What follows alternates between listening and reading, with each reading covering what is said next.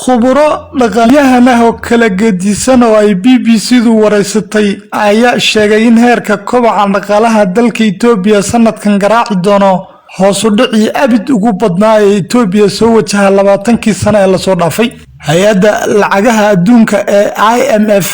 ayaa heerka kobaca dhaqaalaha Itoobiya sanadkan saadaal ahaan ku tilmaantay 2%, halka uu sanadkii hore gaadhay 6%. waxaa intaas dheer oo ay khubarada dhaqaalayahanada dunidu walaac iyo dayrin aad u weyn ka muujiyeen deynta dalka Itoobiya lagu leeyahay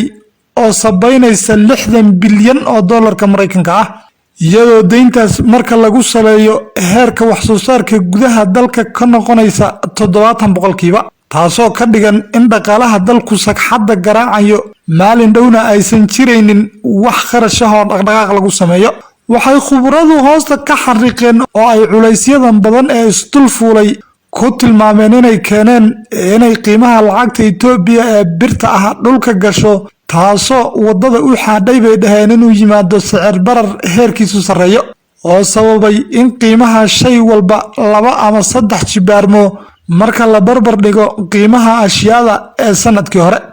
sababaha hoos u dhaca dhaqaalaha Itoobiya, qiimo jabka lacagta birta ah iyo caqabadaha kala keenay ayay khubaradu u sababeeyeen dhowr arrimood oo ay ka mid yihiin dagaalka waqooyiga Itoobiya ka socda, xayiraadihii cudurka COVID-19, deeqdii iyo deyntii oo dunidu ka jaratay Itoobiya, iyo wax soo saarkii dalka oo aan jirin. dhanka kale, wargeyska Addis Standard ayaa lagu daabacay inay dowladda deegaanka Axmaaradu ugu baaqday ardada dugsiyada sare, kuwa dugsiyada farsamada iyo macallimiintuba inay qoriga qaataan oo ay dagaalka Tigray lagula jiro ka qayb qaataan.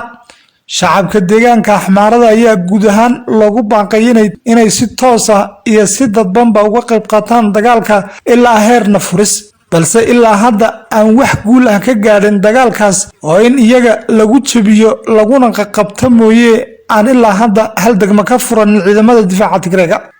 ciidankii Soomaalida ee kililka Axmaarada loo qaaday oo aan goor dhaweyd la xidhiidhay ayaa waxay ii sheegeen in goob ay joogeen oo magaalada Komboljo u dhaweyd ay xalay habeen badhkii ciidankii Abiye ee halkaas la joogay ka guureen, halka ay shacabkii deganaa goobtaasna habeen badhkii qaxeen. waxay xaqiijiyeen inaysan jirin wax ciidan ah oo goobtaas la jooga oo ciidankii Abiye iyo Axmaara midkoodna ah oo uusan hal ka hadhin kana soo baxeen oo ay soo baneeyeen dhammaan furmihii dagaalka, marka laga reebo ciidan yar oo agagaarka dhasa jooga halkaasna ay keligood ku yihiin, iyaguna ay hadda daydayayaan xeelad ay kaga soo baxaan agaas. waxay intaasi raaciyeen inay maqlaan daryanka qoryaha waaweyn ee ka dhacaya aaga dhase. ugu dambeynna waxaa dagaalo faraha lagaga gubtay oo lagu riiqmay laguna baaba'ay weli ka socdaan agagaarka magaalada caasimadda ee deegaanka Canfarta ee Samara, iyadoo ciidamadii Canfarta